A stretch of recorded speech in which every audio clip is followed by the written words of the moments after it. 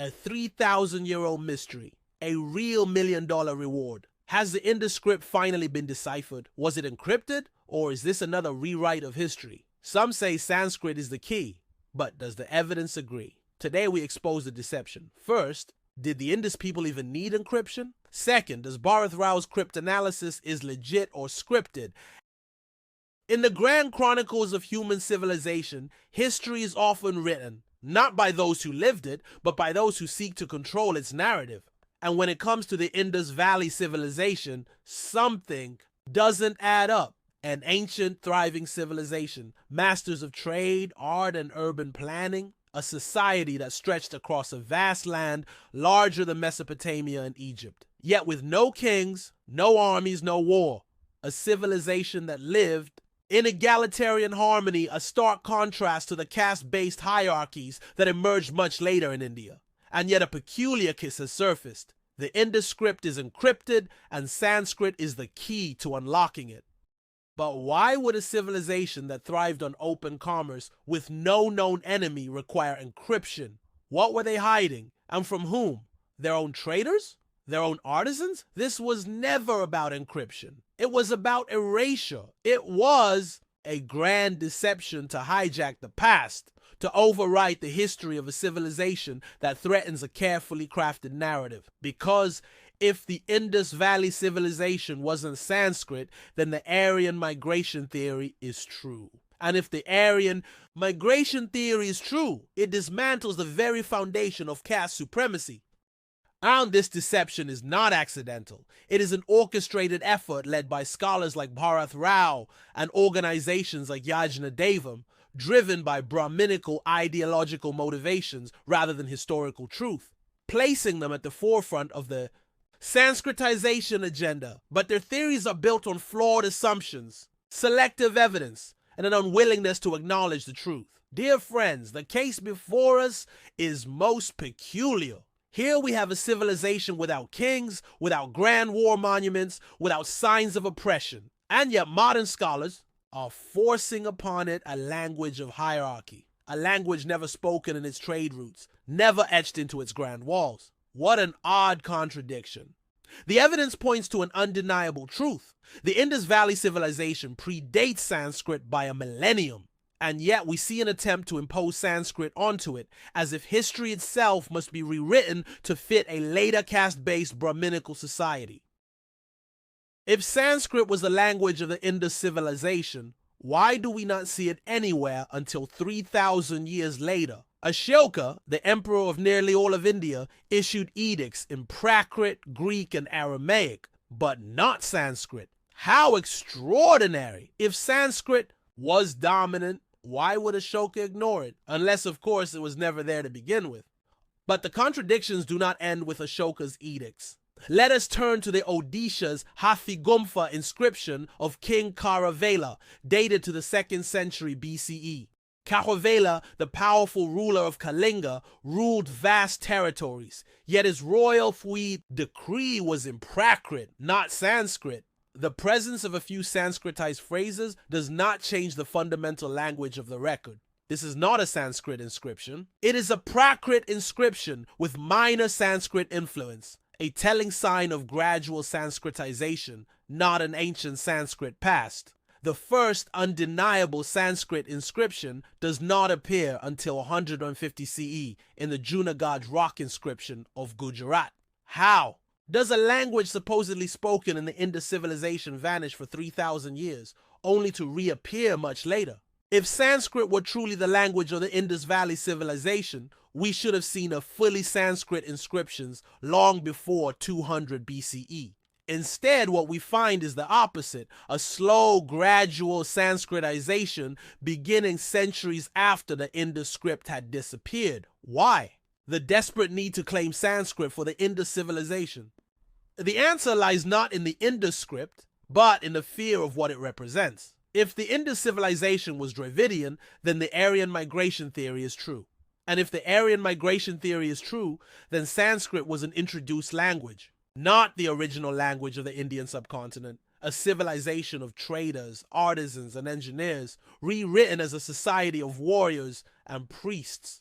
a culture built on skill and commerce, repainted as a caste-driven empire. The evidence is overwhelming. The Indus script was never Sanskrit, nor was it encrypted. But what about the so-called scientific cryptanalysis model used to claim encryption? Good question. Mathematics does not discriminate. Let us examine the evidence dispassionately, methodically, and without bias. Ever since I learned to read the Indus script from Jiva Iyer, I've been using it for everyday notes, reminders for office work, quick thoughts, and even grocery lists. So when I first heard that Yajnadevam's Bharath Rao had also deciphered the Indus script using cryptanalysis and unicity distance models, my curiosity was piqued. As a math enthusiast, I was genuinely excited. Could this finally provide concrete evidence of Sanskrit's existence before the Common Era? More importantly, did Tamil and Sanskrit coexist during that time? And perhaps it could even answer a question that has always lingered in my mind.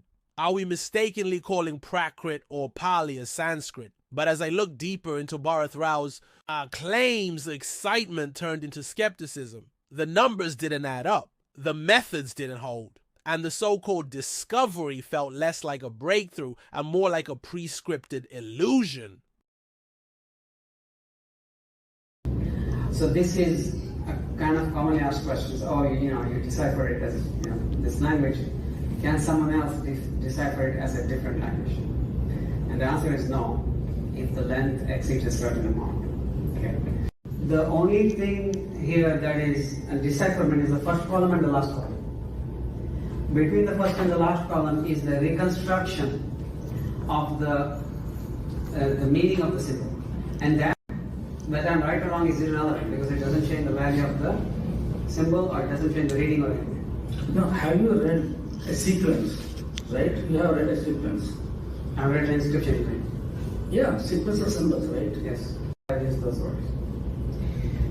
The other question is why are we using Paninian grammar? Panini was, around 600 BC. This is from 2300 BC. Blah blah blah, things like that. As you can see, his approach wasn't neutral. From the very beginning, his demonstration was designed to fit a Sanskrit narrative rather than objectively explaining the decoding process step by step using actual inscriptions from Indus seals. Mr. Rao selectively interpreted the script to align with Sanskrit while completely avoiding a proper demonstration of his decryption algorithm on real Indus seals. He also ignored alternative possibilities. Why would the Indus people need to encrypt their messages at all? And what if the Indus script was never encrypted in the first place? This is a classic case of confirmation bias, where instead of letting the evidence speak, one bends the evidence to fit a pre-existing belief. And that's a serious problem. Let's analyze the flaws in his claims one by one. Mr. Rao used cryptanalysis and the unicity distance formula to decode the Indus script. Sounds impressive, right? But here's where it falls apart. His work lacks three things: transparency, consistency, and reproducibility. Instead of focusing on evidence, he leans heavily on the Sanskrit army for support while blaming academia for not endorsing his work. That's a red flag. Science doesn't work on emotions. It works on proof. So I would say that if this wasn't for this whole political thing in the universities and in the thing, then it would be accepted immediately. And experts like you, people who are experts in mathematics, information theory, Sanskrit, just endorse it, it would be very fast. The issue is, in general, people are afraid to endorse because 6 months down the line, someone proves it as false, then you have to retract your endorsement. So people are afraid, and it's the same issue with other disciples. In his talk at IIT Hyderabad, Mr. Rao demonstrates encryption-decryption techniques by scrambling Queen Elizabeth I's speech and successfully decrypting it back into English. However, when he attempts the same with a German text, the website he fails to decrypt it. He attributes this failure to structural differences between English and German, arguing that such linguistic variations impact encryption algorithms. A point I actually agree with. But here's where the irony sets in. Instead of recognizing this as a flaw in his own methodology, he uses it to justify his claim that the Indus script must be Sanskrit, conveniently ignoring that his mathematical model is fundamentally biased and built on confirmation bias. Sees the number of symbols in the ciphertext. So it has to be adjusted. So if you are reusing the symbol for multiple alphabets, you have to count you have to increase the count. If you are, if it's essentially it's very simple. If you don't have any equivocation, you don't have any choice, then those symbols don't count. If you have a choice, then that choice has to be factored in. So this roughly comes to around 400 something Unicity distance for me. And this is where his research collapses. His cryptographic model is designed to conclude that the Indus script is Sanskrit, meaning if an original script meant goat, his system could be coded to output as horse. That's not science. That's agenda-driven pseudoscience. Now, let's talk about his favorite tool, the Unicity distance formula. He claims that the formula L equal to C divided by 0.7, where L is minimum ciphertext length for unique decryption. C is entropy information content per symbol, and 0.7 is redundancy factor specific to English. This has three major red flags. First red flag, the entropy C of the Indus script is unknown. Mr. Rao assumes it is like Sanskrit without any justification, which is a clear case of confirmation bias. Second red flag, 0.7 redundancy factor, is language specific and originally derived for English. Mr. Rao claims it is also applicable to Sanskrit, citing a paper, but fails to specify which peer-reviewed paper he is referencing. More importantly, applying the 0.7 factor to the Indus script is fundamentally wrong, because the Indus script is a complex system involving pictographic, ideographic, logographic, hieroglyphic, syllabic, featural, abugida, and alphabetic writing styles. This diversity makes the application of a fixed redundancy factor like 0.7 arbitrary and entirely invalid for deciphering the script. And third red flag, his model ignores the linguistic diversity within Indus seals. For instance, Indus Valley seals 2119, 1626, 2077, which exhibit a mixed writing system. Nowhere in his analysis does he explain how he integrates these variations into his unicity distance model, making his entire approach methodologically unsound. Take a look at these seals. Their seals directly contradict his model. If the Indus script followed a structured Sanskrit pattern, it should show linguistic uniformity, but it doesn't. His methodology completely ignores this diversity, making his conclusions unreliable and meaningless. If his formula were truly valid, he should have systematically explained how he calculated entropy, C, for Indus symbols, justified why 0.7 applies to an Indus seal, demonstrated reproducible results across multiple seals. But here's what he actually did. He presented an arbitrary unicity distance value of 400 without derivation. He never justified why 0.7 applies to the Indus script. He showed predetermined Sanskrit words instead of a reproducible process. This is not how decipherment works. In Mr. Bharath Rao's so-called decipherment of the Indus script videos, he claims that his work conclusively proves the script to be Sanskrit. But when we look closer, one thing becomes painfully obvious. This isn't decipherment. This is a pre-programmed Sanskrit bias masquerading as linguistic research. Pre-programming is not discovery. If his software is coded to assign Sanskrit-friendly phonetic values to Indus symbols from the outset, then his so-called findings are not discoveries. They are predetermined outputs. A true decipherment method should allow for multiple linguistic possibilities, not force a specific outcome. But Mr. Rao? He doesn't seem interested in neutrality. To make this simple, let me show you a familiar example. Think about the Bahubali movie, where the Kalikaya tribe speaks the fictional Kilikili language. Nimda, dozras tell me. Har tabush crack oikinim bomla. Mohinozu unakasa. Minu opizra. Shukwe. Min bahatte. Zaratra. Or the Star Trek universe, where characters speak Klingon.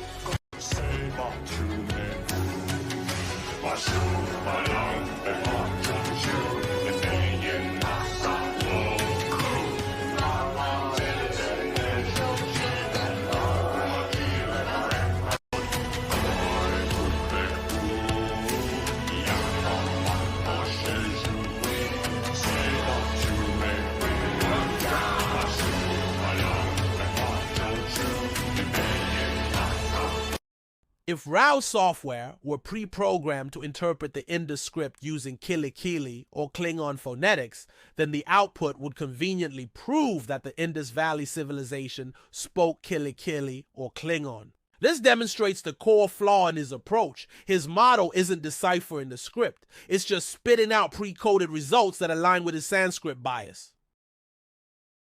If I were in his position, I would have taken a completely different approach. A legitimate decryption method should test the script against all major classical languages of India, including Odia, Gondi, Tulu, Telugu, Kannada, Malayalam, Bengali, Marathi, and most importantly, Tamil, Pali, and Prakrit. Prakrit is widely believed to be older than Sanskrit, and its very name means natural born. In contrast, Sanskrit is considered a well-cooked language, and anything that is cooked must have had an original reference point. That reference, in this case, is Prakrit. If Prakrit indeed predates Sanskrit, then a true researcher should include Prakrit in their study rather than relying solely on Sanskrit, as Mr. Rao has done.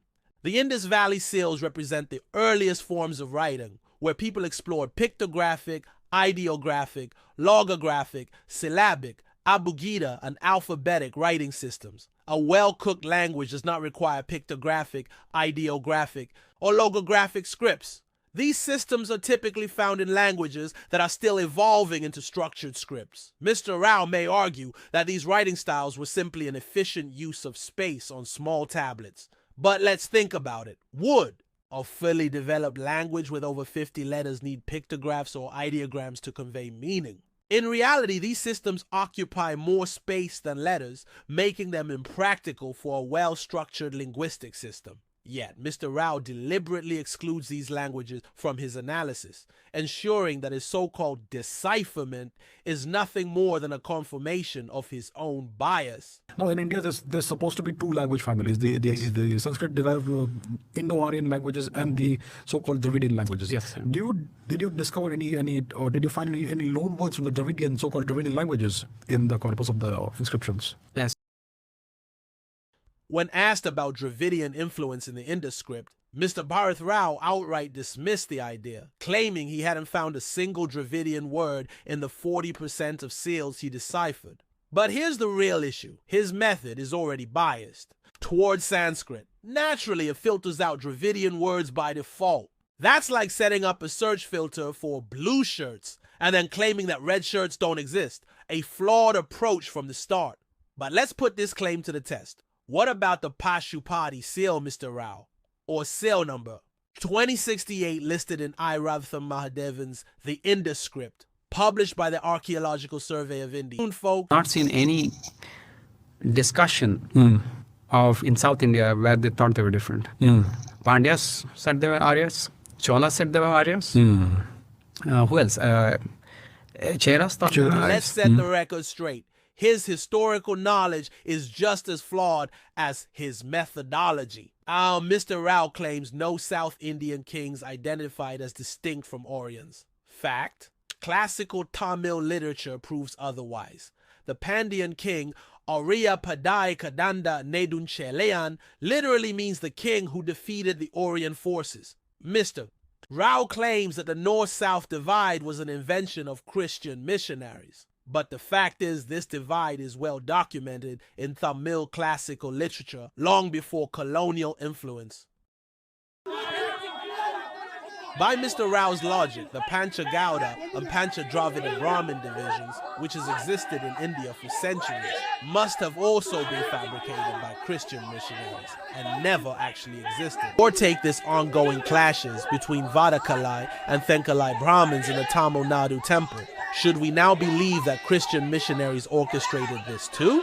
What about Keeladi's 1,000-year-old Periya Puranam, which records the persecution of 8,000 Asivagam, also known as Samana people by Kaluwatram, which is impalement at the order of Nana Sambanda. Was that also the work of Christian missionaries? Historical realities cannot be erased to fit a convenient narrative. Madurai is named after Mathura. Is it so? This Yes. is one of his most laughable claims. He says Madurai was named after Mathura and that all Dravidian languages originate from Sanskrit. Rao's claim is bold, but not a truthful one. Because if he had truly studied the landscape, literature, and legacy of Tamil civilization, he might have realized it's quite possibly the other way around. In his book, Journey of a Civilization, Indus Valley IAS officer turned historian R. Balakrishnan presents a groundbreaking discovery.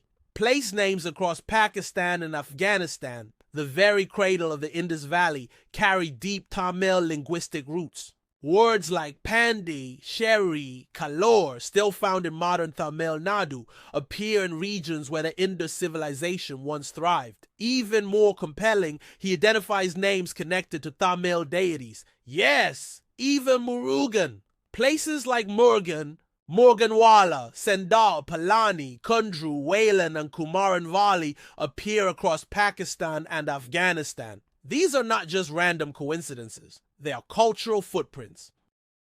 Mr. Balakrishnan explains this beautifully. When people migrate, they often carry their gods and city names with them.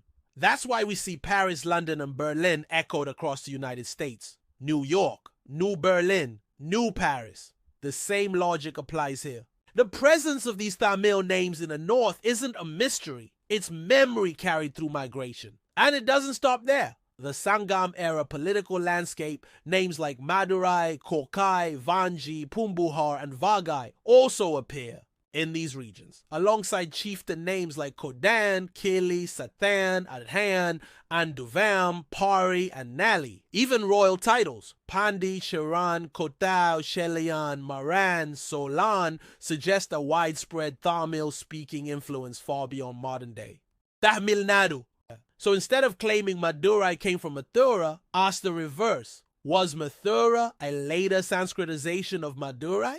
Why does this possibility scare people like Mr. Rao and his Brahminical ideology followers so much? Because if Tamil existed before Sanskrit, then Sanskrit cannot claim to be the origin of all Indian languages. And worse, for them, if Tamil stood independently, then the lack of archaeological evidence for early Sanskrit becomes impossible to ignore. Let's talk facts. The Vedas and Puranas, which are foundational to Sanskrit, have no physical manuscripts or inscriptions before 150 CE. Meanwhile, Tamil boasts thousands of Sangam-era texts dating back over 2,000 years, discussing real life, landscapes, love, war, natural calamity, trade, grief, not just deities or dogma. These weren't myths. Sites like Keeladi, Sivakalai, and Pumbahar were excavated using Sangam texts as a guide. And guess what? The archaeology matched the literature. So when Mr. Rao and his Yajnadevam-backed society claim Madurai was a Sanskrit city, they are not just misinterpreting history, they're attempting a cultural hijack. Because if Tamil is absorbed into Sanskrit, then suddenly Sanskrit doesn't need archaeological proof. Tamil becomes its retroactive evidence. But here's the kicker. DNA from Rakhigarhi, one of the largest Indus Valley sites, shows no Aryan ancestry, directly backing the Dravidian origin theory. Meanwhile, modern Indian DNA, especially among upper caste Brahmins, carries strong Aryan markers. This contrast makes one thing clear. Aryan migration into India happened after the fall of the Indus Valley Civilization. This strongly proves that Sanskrit was never spoken by the ancient Indus Valley people, making Sanskrit not an indigenous Indian language. Rao also claims that all Dravidian languages originate from Sanskrit. Let's debunk this nonsense. If Tamil was derived from Sanskrit, why do we have thousands of years of continuous Tamil inscriptions? The Chera, Chola, and Pandya dynasties left behind a vast history of Tamil inscriptions and literature that stand on their own. Without Sanskrit dependency, just because some of Sanskrit words mixed in Tamil, does that mean it came from Sanskrit? No! By that logic, because we say coffee or tea, does that mean Tamil, Telugu, Hindi, Gujarati, or Bengali came from English? Absolutely not. In fact, if we remove all foreign words from Tamil, the language not only remains intact but functions even more beautifully and efficiently, proving its inherent linguistic strength and independence. Tamil didn't descend from Sanskrit. Tamil didn't borrow its civilization. Tamil remembered it. Tamil carried it. Tamil built it. So, what have we really uncovered here? Was the Indus script some ancient escape room puzzle? Or have we been cracking a code that was never locked in the first place? Let's start with the obvious. The Indus people built cities with drainage systems before Rome was a sketch on parchment, but apparently they needed encryption to label their trade goods? Seriously? Did they use AES 256 to inventory buffaloes? We questioned the very need for encryption in the Indus script, and what we found was simple. It's a language, not a lock. Now enter Bharath Rao. Armed with cryptographic formulas and a Sanskrit lens, he claims to have deciphered the undeciphered. But here's the kicker. No phonetic mapping, no symbol breakdown, no real-world cross-validation, just mathematical assumptions sprinkled with Vedic words. And then there's the crown jewel of confirmation bias. He cherry-picks Rudra, Ashwa, and Purana as if the Indus Valley was hosting a Rig Veda book club. This isn't decipherment. This is linguistic appropriation in a lab coat. Worse, his Unicity model is a house of cards. He assumes redundancy factors, ignores mixed writing systems within the same seal, and insists that Sanskrit is the master key. But let's be clear, cryptanalysis is for codes. The Indus script is not a code. It's a civilization's voice. To decode it, you don't need a cipher. You need context, culture, and continuity. So if you want a real roadmap, start with Tokapiam, not the art of war. Follow archaeology, not algebra. Study sounds, not ciphers. Soon, I'll meet you with another video where Rekha Rao literally cooks the Indus script, claiming that the characters on one of the Indus seals represent milk, ghee, and yogurt used for performing a Yajnadevam ritual. Geology, not archaeology. I'll debunk that far-fetched theory and show you how that exact symbol connects to Rakigari DNA results, not dairy shelves. So, subscribe for truth-fueled videos that challenge every false claim. Press the bell icon so you don't miss the next takedown. Like, comment, and share this with everyone who still thinks Indus script is encrypted. Let's bring the truth to light, one symbol at a time.